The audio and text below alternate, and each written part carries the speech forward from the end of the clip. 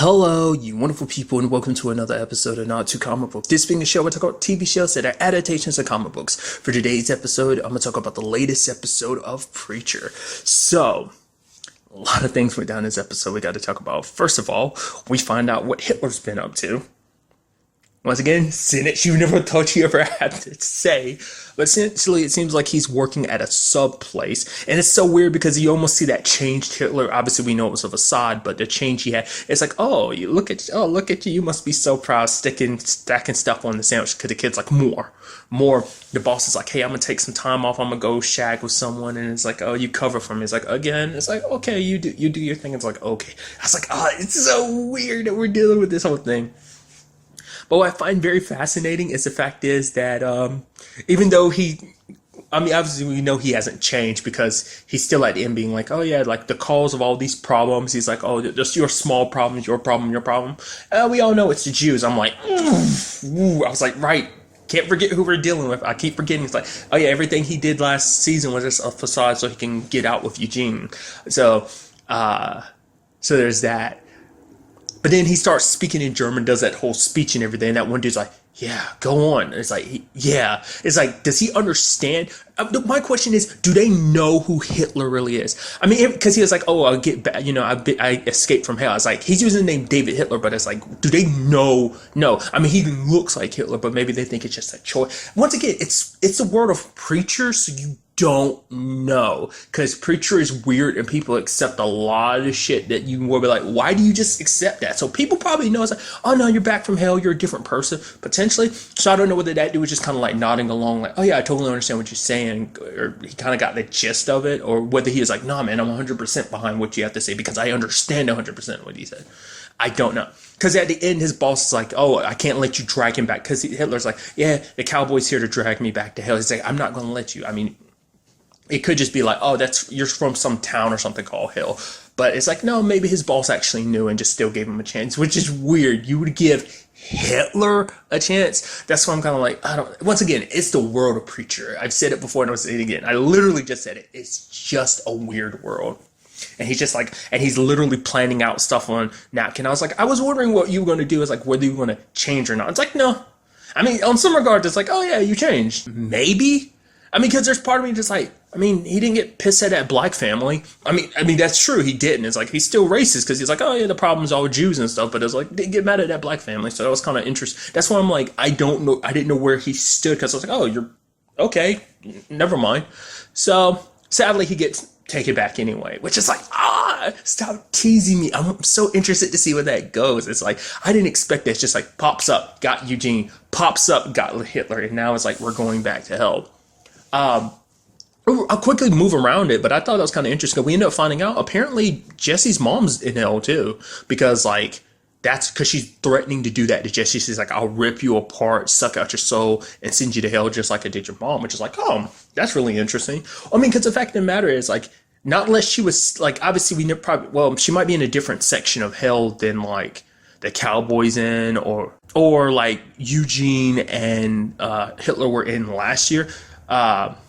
Well, because they were crawling through those vents, but it's like, I don't know if the Cowboy's in the same section as them or not, the same block.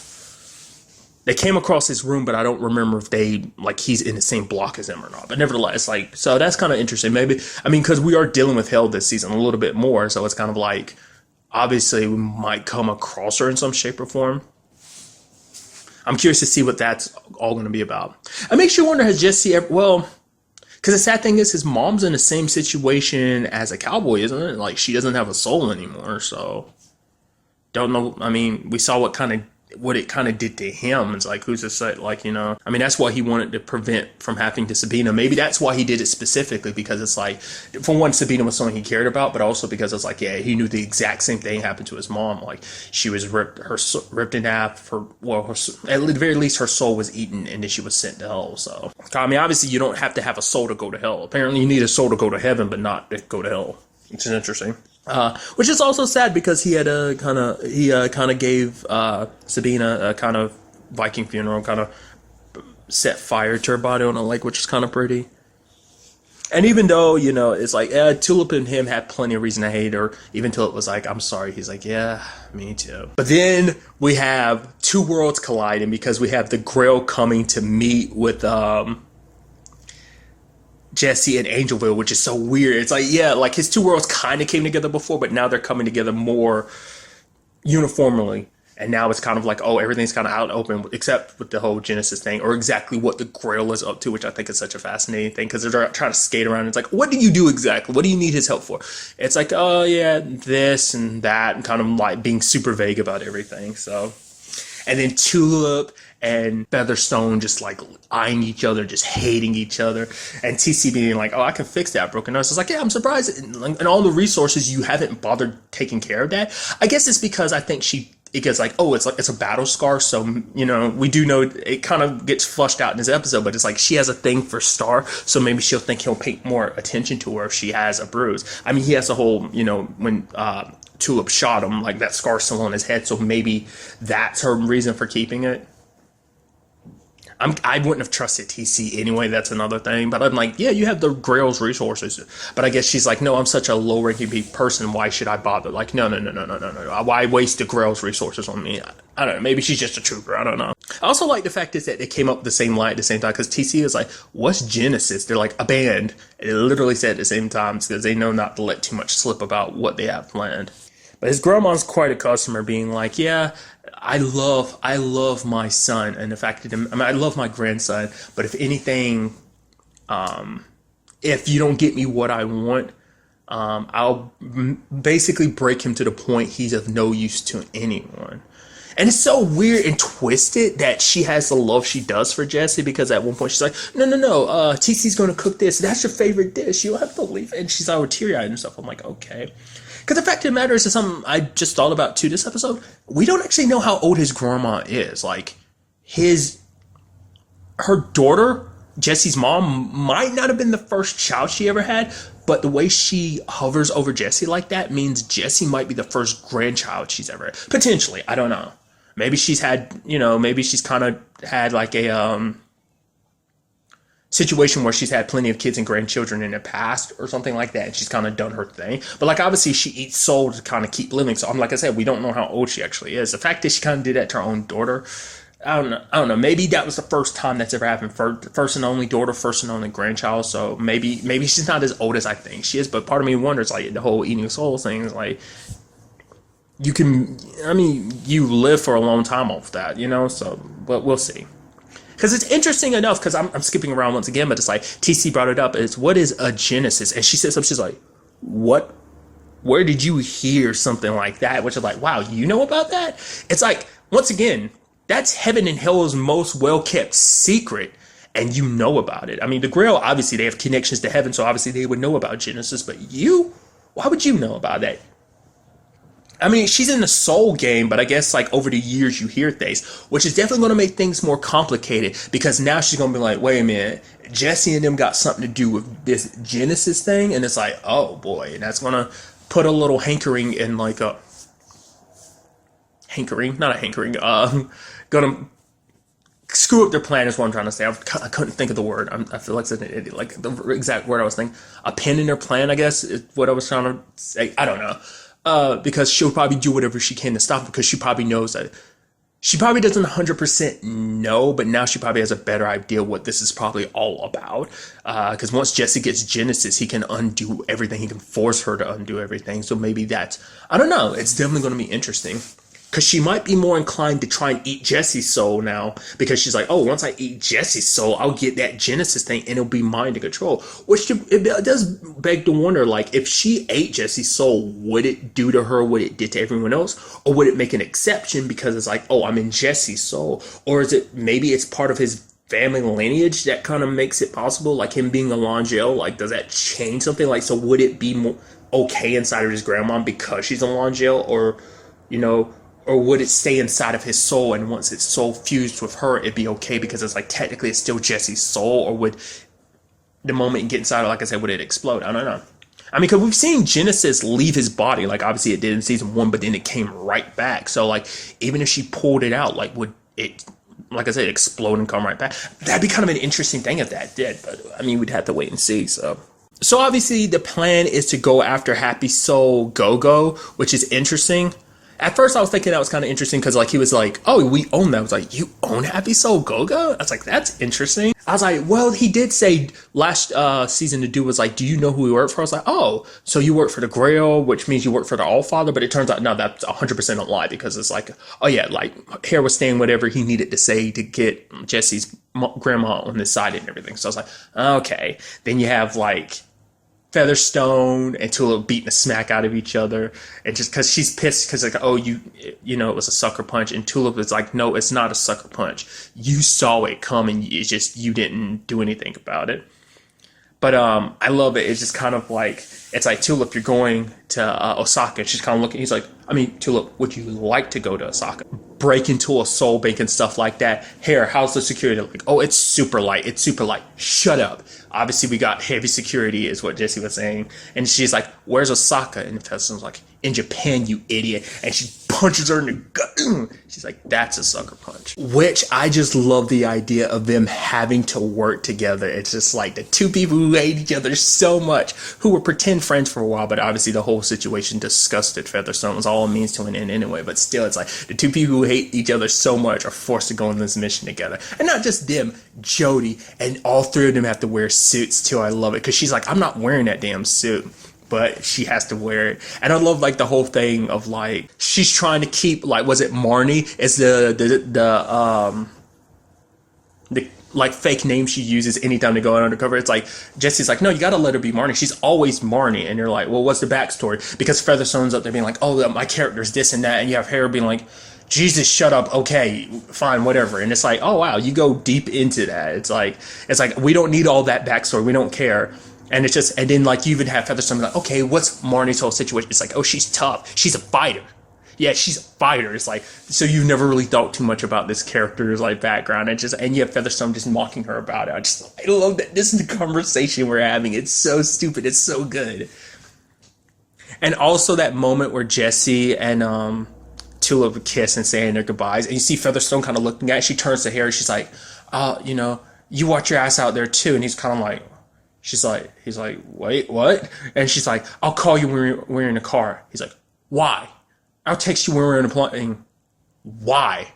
I'll call you when the mission's over, sir. And walks away. It's like, it kind of breaks your heart and kind of makes you cringe a little bit too, because it's like, oh, because you actually like Hare, which is like, once again pretty obvious, but it's like, you do whatever you can to impress him and you want something between you two, but it's like, apparently that's not going to happen, which is such a shame. Because she did say to Tulip, like, love is kind of crazy. It's kind of like, oh yeah, you screw up a lot, and yet Jessie still keeps you around and stuff like that. I guess Featherstone could also be talking about herself because she screws up a lot, yet Hare keeps her and Hoover around, but you know, maybe that's also why she kind of feels the way she does. It's like, oh, he hasn't killed me yet. So obviously there's something there. Like, obviously I'm one of his most useful operators, which last season he pretty much made it clear, like, yeah, you two are pretty much the only ones I can count on because, like, the A-listers and the B-listers are pretty much dead, so I'm coming to you guys. I mean, who knows if they'd even be considered C-listers? Hell, who knows? Maybe they're actually the B-listers. Who knows? And then poor Tulip being on a plane with the two people that annoy her most. It's like she's stuck behind Jody in the seat, and she's right beside Featherstone, and she has to keep her calm because Jessie was telling her to just kind of breathe if anything happens. But it's like, she's going to push me, and it turns out she's not the only one. I love that this is a trio mission. I was like, when I heard Jody was coming, I was like, oh, please tell me Jody is coming along. It's like, yeah. And once again, all him and her wearing the damn suit too. It's super good because obviously their covers are making them Grail agents. So maybe it wasn't, I assumed the fact is that he kind of lied about all that stuff. I assumed it was talking like, no, it's a lie about you guys owning it. But the fact is you come as undercover Grail agents means like, no, they probably do. But once again, the Allfather is the one who probably like he's the head honcho in the organization. So it's like, okay, so you need covers because you don't want the Allfather to know that you guys are there, because if they find out Featherstone's, there's like, why is your agent here in Happy Soul Go-Go? And it's kind of like, you know, so, which is kind of crazy. I'm very interested to see what that heist situation looks like with these three. That's going to be sick. But on the other side of things, we have Jesse, Hera being like, okay, I need you to promise me when this is all said and done, you will be the Messiah. The fact of the matter is you won't try and kill me and you won't force me to have sex with you. It's like, why would you think that's what Jesse would do? Why is that on your list? And then Jesse's like, I promise. And they get there. Hoover's got his whole situation, which I'll get to soon enough. But still trying to force Jesse into this situation by capturing Cassidy and using him as leverage, which didn't go as planned, but like I said, I'll get to that in a second. So the moment Hera was kind of talking like that, like, do know that no matter what happens, I'm on your side. I was like, right, you got to still put up the front and everything. He's like, he's like, the fact of the matter is, if you want your soul, if you want to be able to get Genesis, you want to get out of this whole situation, you're going to have to kill him. Jesse's like, wait, what? Points the gun to Jesse's head and is like, Our Father, I present you Jesse Custer. And that's what I'm curious about. Why has he called Jesse? Why does he want Jesse, you know? I guess because he's heard the rumors about him having Genesis, so he's trying to search. Maybe he's going to search Jesse's soul to find out if he has it or not. I mean, the fact of the matter is Genesis is incomplete right now, so maybe that will help. Maybe it won't, like, register that it's in him. I mean, it's still there. It activates a little bit when he uses it, but I mean, he can't utilize the ability, so the question then becomes like, well, what's this all going to be about, you know? Or maybe it's just because of who Jesse is, like all the stuff that he's been through that Allfather finds him fascinating. I feel like it more leans in the Genesis angle of trying to figure out if he has it or not. His soul's very much nearby, but it's like, what do you do? Like, this is literally the head honcho of this organization, and it's like, I'm curious to see what that's all about. Because Hera's like, no matter what happens, do you know that I'm on your side? Which he is, because for him, it's like, because Jesse is his last play, because it's like, if I'm not careful, the Allfather will do much worse to me than he's done to people in the past, or maybe do the exact same thing, you know, sitting on people's head till they pop. So he's worried about that, but he also has to worry about the whole Humperdew situation. So like I said, it's more so his calls, but at the same time, I think it's like, yeah, he does believe Humperdew won't be the savior of the world, and he's especially going about it the way the Allfather is. Like I said, he wants to basically make the world burn so it can kind of rise from the ashes, essentially. So we'll have to wait and see how that whole situation turns out. And then on the other side of things, the whole Icarius and Cassidy situation. That's pretty interesting. Icarius, we ended up finding out, for one, is 300 years old. Then there's a whole situation of like, oh, he's turning people and he's sending them out to fly. Basically, he's sending people all around the world to be ambassadors, because like, oh, there's so many people who hate us, but try to turn enemies into allies, or at least create safe havens for them to have existing all over the world. It's like, oh wow, Icarius is making all that. I was like, oh, that's so neat. That's so cool. Cassidy turns the girl that he went on a date with like 2 episodes ago. Like, oh, that's cool. Even though he doesn't really like turning people. And then, you know, him and Icarius go out, have fun. Cassidy's trying to compel thing. And he's like, oh, look, I'm compelling these two. Turns around, Icarius is doing it. He's like, oh, I'm just giving you a helping hand. He's like, cut that out. And it's like, oh, they're having so much fun. And then Hoover shows up, which, really quickly, for one, the password to get down there to that workout center was like, oh yeah, like, I want to wear Miley Cyrus's skin as a pelt. It's like, what the hell? And then all of a sudden you see nuns and preachers and priests kind of working out, like, it's like a holy gym or something like that. And it's like, oh, I need to capture a vampire. It's like, wow. That was kind of crazy. And they tried to trank Cassidy. I'm like, oh man, that sucks. But he's like, you know, I've actually kind of gained a tolerance for tranquilizers. And it's like, and he knocks it. It's like, whoa, and starts proceeding to kill everybody. And poor Icarius is like, oh man, he died. But it's like, nope, he shapeshifted into a mouse. It's like, yeah. And now you have like Cassidy feeling bad because like, oh, they're coming after me because of me.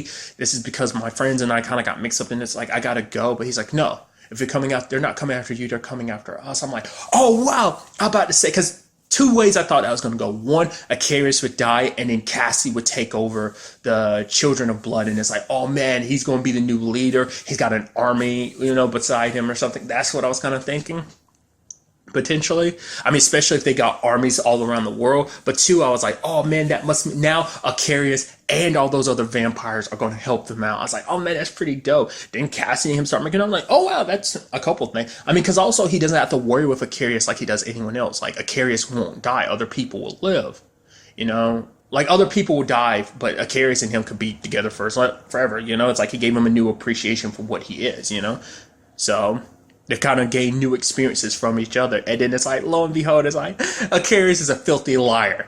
Didn't see that coming. The moment they were in the car and everything, let's go. I was like, what is this going to be about? It's like, because at first I was like, are you secretly working with the Grail or something and you're going to hand, like, these vampires over? But then I was like, what is that whole situation then? But it's like, oh no, it turns out he's just a terrible person. He's like, basically, from what I can tell, it seems like he's a self-loathing vampire. He hates other vampires. And for him, it's like, why would I put you out in that world, kind of like being the despicable, depressing creatures that you are? I guess it's because they're so hated. It's like you'll just kind of exist in this world full of hate. Or is it more so like, I hate what you are? But then why well, I guess because they find some other way to become vampires. Or I mean, it seems like he eats vampires too. Like he's one of those, like, I don't know, because he's like, I'm the worst of them all, and he bites her, and then it takes them and kicks their bodies out into a field and make them burn in the sun. It's like, wow.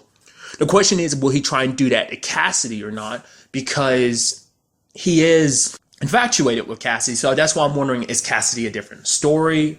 Like, or does he plan to do that to Cassidy too? Is he just kind of a psychopathic vampire? Which is going to be sad because, like, if Cassidy's not careful, it's like, oh yeah, like the one person I'm getting close to, it's like, oh, they end up betraying me anyway. So, because you can have Tulip being like, oh, you need to check in on Cassidy. He's like, oh, if I have time. He's like, no, check in on him. He's their best friend, and I'm worried about him. And it's like, dude, if Jesse comes through and saves Cassidy no matter what, I think like we could get the squad back together, you know. And it's like, but I'm curious to see what that whole Icarius situation ends up being. Also, the whole coffin thing, I thought was kind of like, okay, so we're following kind of traditional vampire stuff in some regard.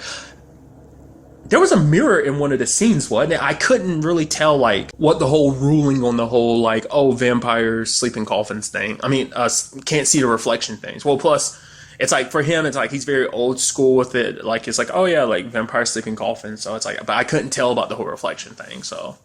I don't know, man. I'm very curious to see what that ends up turning into. Like, understand that more. Like I said, I can't tell whether it's just because, oh, I'm saving you from this world because this world would kill you anyway. But then it's like, you know, it must be like, but he, like I said, there's got to be a lot of self-hate too. Or maybe it's just simply because he is the monster that he is. Like, oh, I like making new vampires so I can feast on them and just like kill them after, you know. I don't know. Maybe that's where he really gets his thrills. I don't know. I'm very interested to see where this all takes. I mean, this is a great episode. I'm so interested to see where all this kind of takes us going forward into the next episode. But really, that's all I want to talk about in this episode. Till the next time we meet, be happy, be safe, live life to the fullest, and enjoy it. Good day and good